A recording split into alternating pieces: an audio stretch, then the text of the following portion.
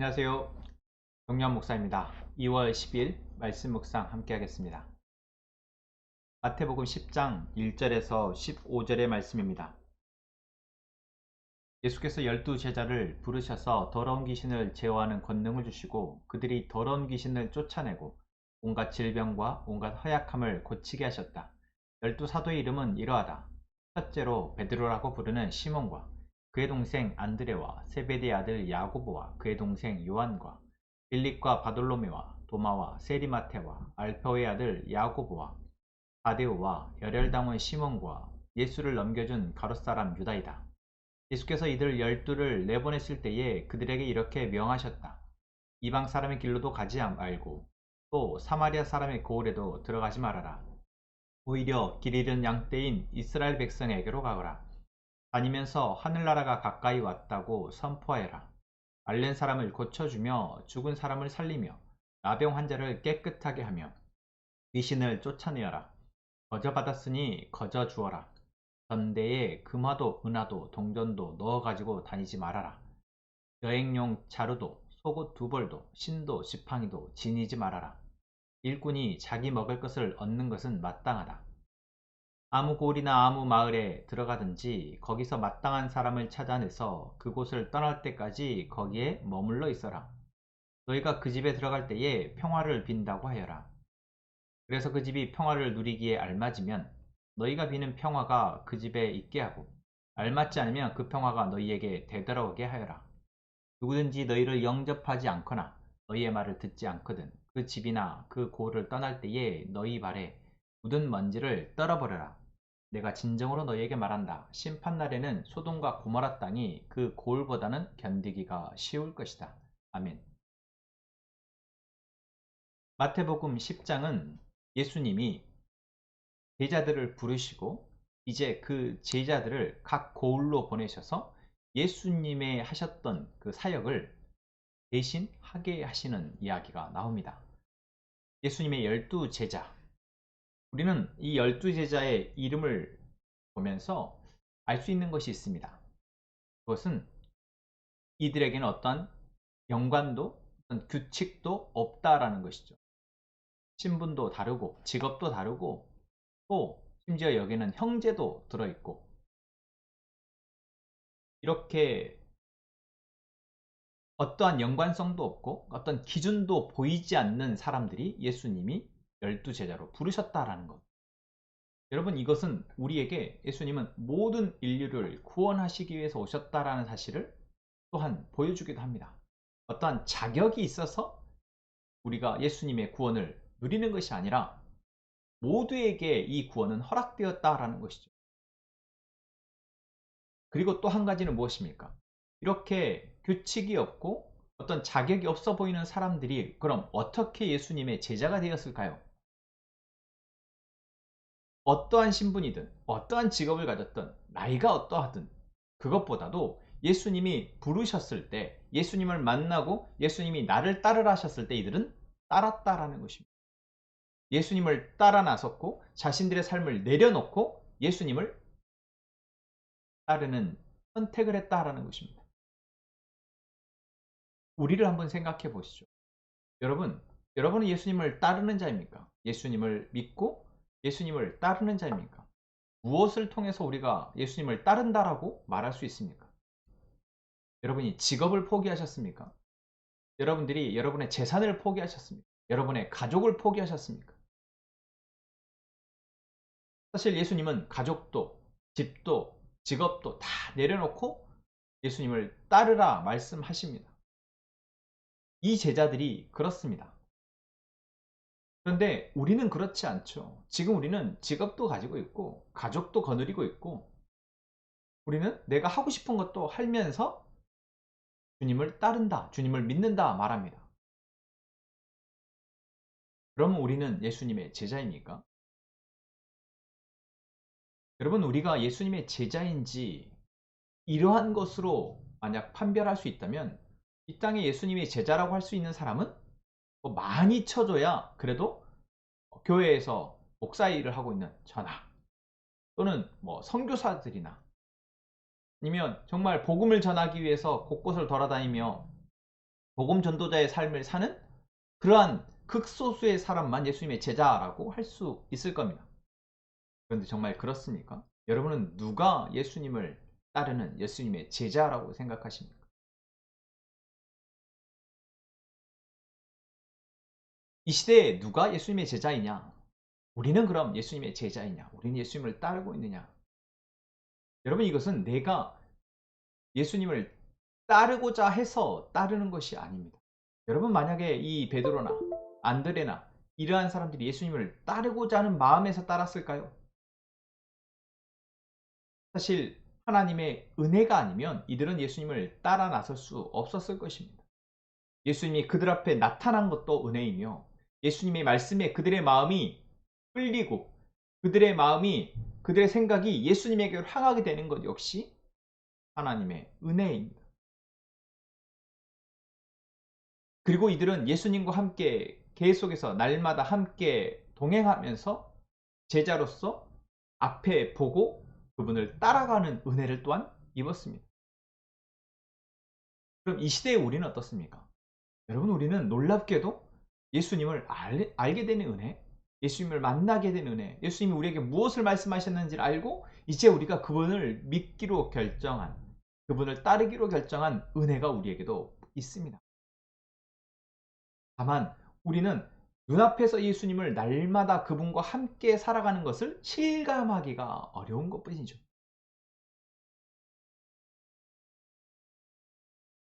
여러분, 우리가 예수님을 따르고 있는지 묻고자 한다면 나는 지금 예수님의 말씀을 듣고 있는지 살펴야 하는 것입니다.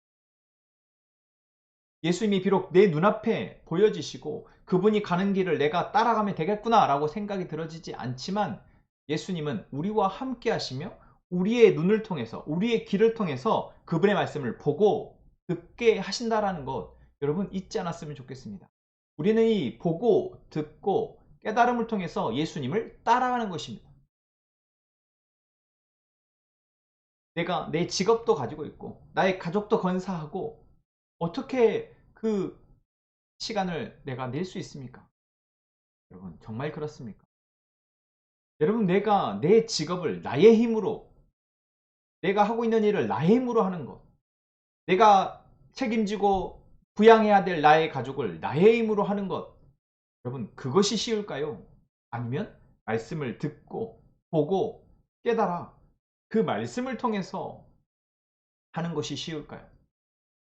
여러분 무엇이 더 쉽습니까? 저는 상당히 후자라고 생각합니다. 예수님을 통해서 사라지는 삶을 모른다면 전자가 더 쉽지 않나? 아니 전자에 내가 매진해야 되지 않나? 라고 생각할 수 있지만 그것을 아는 사람이라면 예수님을 통해서 보지 못했던 것을 보게 되고 예수님을 통해서 듣지 못했던 것을 듣게 되고 예수님을 통해서 내가 살지 못했던 삶을 살아게 되어지는 은혜를 경험한 사람은 알게 됩니다. 그러한 사람이 진정으로 아 내가 주님을 따르는 자이구나 라고 고백할 수 있겠죠. 여러분 우리 모두가 그렇게 되어지기를 소망합니다. 여러분 이러한 은혜가 우리에게 있기를 소망합니다. 또한 이러한 자들에게 예수님은 사명을 주십니다. 그 사명은 무엇입니까? 바로 예수님이 이 땅에 오셔서 하셨던 일, 하나님 나라를 전하게 하시고 귀신을 쫓아내고 병자를 고치게 하시며 가르치게 하신다라는 것입니다.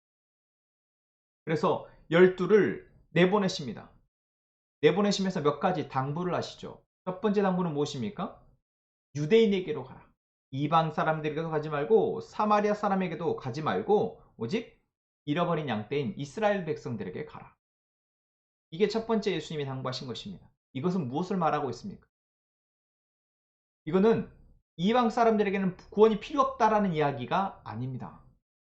그것을 두 가지로 얘기하자면 먼저 선택과 집중이라고 할 수 있고 또 한편으로 하자면 과정, 순서라고 말할 수 있겠습니다. 여러분 하나님의 복음이 나에게 역사해서 나에게서 바깥으로 나아가는 것 여러분 이것이 하나님이 계획하신 바인데 이 과정의 가장 자연스러운 순리는 무엇일까요?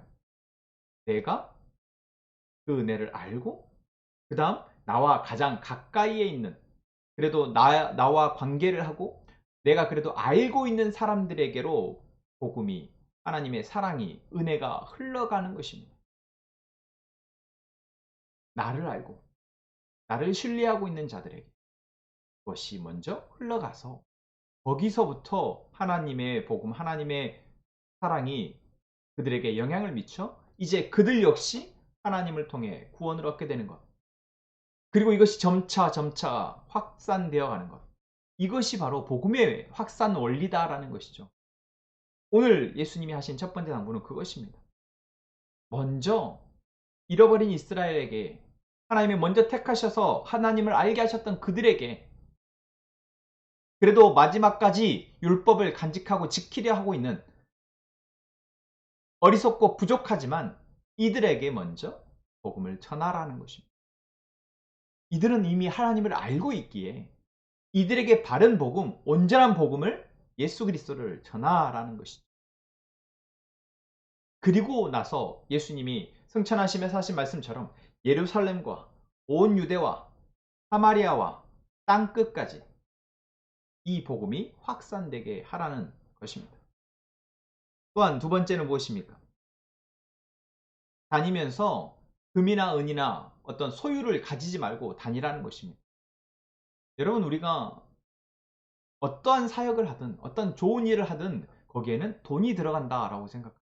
지원이 필요하다라고 생각합니다. 그런데 여기에는 중요한 전제가 빠져 있습니다. 여러분 돈이 있어야 복음이 전해집니까? 내가 가진 것이 있어야 복음을 그리스도의 사랑을 전할 수 있습니까? 아니요. 그리스도의 사랑이 있는 사람에게 그리스도의 복음이 무엇인지를 알고 그것을 전하고자 하는 사람에게 장애물은 없습니다. 그것을 가지고 나아갈 때 이제 하나님이 거기에 필요한 것들을 붙이시는 것. 그게 바로 오늘 예수님이 두 번째 당부하시는 것입니다. 돈 가지고 하지 마라. 하면 너희가 필요한 사람들을 만나게 될 것이고 그들이 너희를 섬길 것이다. 여러분 이것이 보편적으로 적용되는 예는 아닙니다. 이렇게 긴급하게 또는 짧은 시간 내에 그리스도의 복음을 전하도록 어떻게 보면 이 복음의 확산 원리를 가르치시는 예수님의 메시지인 것이죠. 그러나 우리가 잊지 말아야 될 원칙, 원리이기도 합니다. 여러분 그리스도의 복음, 하나님의 사랑보다 더 우선하는 가치는 없습니다. 우리는 내가 준비가 되어지면 내가 조금 여유가 있어지면 그렇게 하겠다라고 말하지만 그것은 복음의 능력을 무시하는 복음의 능력이 사라진 고백입니다. 또한 세 번째 당부한 것은 무엇입니까? 바로 내가 복음을 전하되 그 전해진 복음의 가치를 모르고 그것을 영접하지 않는 사람들에게는 떠나라는 것입니다. 여러분 이건 사실 정말 무서운 말씀입니다. 여러분 우리는 이미 이러한 경험들이 있지 않습니까? 내가 누군가에게 좋은 마음으로 예수님을 전하고 함께 신앙생활 하자라고 권면했었는데 그것이 거절당했을 때 경험이 있을 것입니다. 그럴 때 마음 한편에는 이런 마음이 있죠. 그래도 내가 끝까지 최선을 다해서 포기하지 않고 이 사람에게 복음을 전해야지. 또 한편으로는 그래 내가 말해도 듣지도 않는데 아마 안 들을 거야. 이 사람은 복음을 안 믿을 거야. 그냥 다른 사람에게 전하자. 이러한 두 가지 마음 사이에서 우리는 갈등하지 않습니다. 오늘 예수님의 말씀을 보자면 우리는 두 번째 생각이 더 맞다고 여겨집니다. 전했는데 안 들으면 뭐 말지. 근데 예수님이 정말 그렇게 말씀하고 계시는 것입니다. 아니요. 여기에서는 한 번 복음을 전했는데 듣지 않는다고 다른 사람에게 그 사람 그냥 내버려둬라 라는 말씀이 아니라 우리가 복음을 전했으나 그들이 아직 듣지 못하다라는 것입니다. 들을 때가 있다라는 것입니다. 여기에서 그 고를 떠날 때에 너희 발에 묻은 먼지를 떨어버려라 라는 것은 이제 그 사람들을 포기하라는 어떤 무서운 메시지라고 볼 수도 있지만 그보다도 우리가 이 복음의 능력과 이 복음의 가치가 우리 안에서 소멸되어지지 않도록 거절당함으로 인해서 우리의 마음이 위축되지 않도록 우리가 가진 이 복음의 능력과 이 복음의 놀라움을 계속해서 간직한 채 또 다른 고을로, 또 다른 마을로 라는 것입니다. 여기서 우리가 발견한 중요한 복음 전수의 원리는 무엇입니까? 내 안에 복음의 불씨가 사그러들지 않아야 한다는 것. 내 안에 그리스도의 사랑이 계속해서 건강하게 유지되어야, 그것이 충만하게 유지되어야 우리가 또 다른 사람들에게 나아가 그리스도의 사랑을 전할 수 있다라는 것입니다.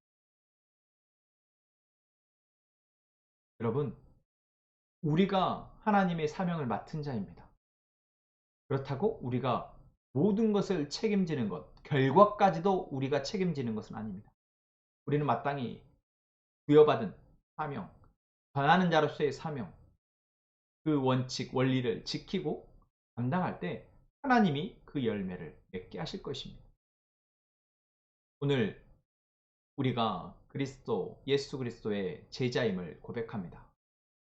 그리고 제자된 우리에게 사명을 부여하셨습니다. 복음 전수의 사명. 우리가 복음을 전할 수 있는 것은 우리 안에 복음이 있기 때문이라는, 얼마나 큰 은혜인지 잊지 마시고, 이것이 내 안에서 넘쳐서 만나는 사람에게 목자 잃은 양이 보여질 때 그들에게 복음을 전할 수 있게 되어지는 것. 여러분, 이 은혜를 사모하시고 그것을 위해서 기도하는 저희가 되어지기를 원합니다. 이메로 우리 같이 기도하겠습니다. 하나님, 오늘도 우리가 말씀을 통해서 우리가 누구인지, 우리의 사명이 무엇인지 보게 됩니다. 우리가 예수님의 뜻을 따라 하나님 나라 복음을 선포하도록 부르심받은 제자임을 감사합니다. 이제 우리가 머무는 곳곳마다 하나님 나라의 복음을 선포하게 하시고 하나님의 나라가 이 땅에 이루어지는지 우리가 보게 하시고, 또한 그것이 우리의 이웃들에게 보여져서 하나님의 복음이 계속해서 전수되어질 수 있도록 도와주옵소서. 그 기쁨으로 우리 안에 있는 복음의 불꽃이 계속해서 활활 타오르게 하여 주옵소서. 우리 함께 행복한 선한목자교회가 복음의 불꽃이 불타올라 이 불꽃으로 이 지역을, 또한 우리의 이웃을 사랑하고 섬기고 복음을 전하는 귀한 교회 되게 하여 주옵소서. 그것을 위해서 우리 공동체 모든 식구들이 말씀과 기도로 자라게 하여 주옵소서. 예수님의 이름으로 기도합니다. 아멘. 오늘 말씀을 다시 한번 생각하시면서 기도하시고 여러분의 기도의 제목을 가지고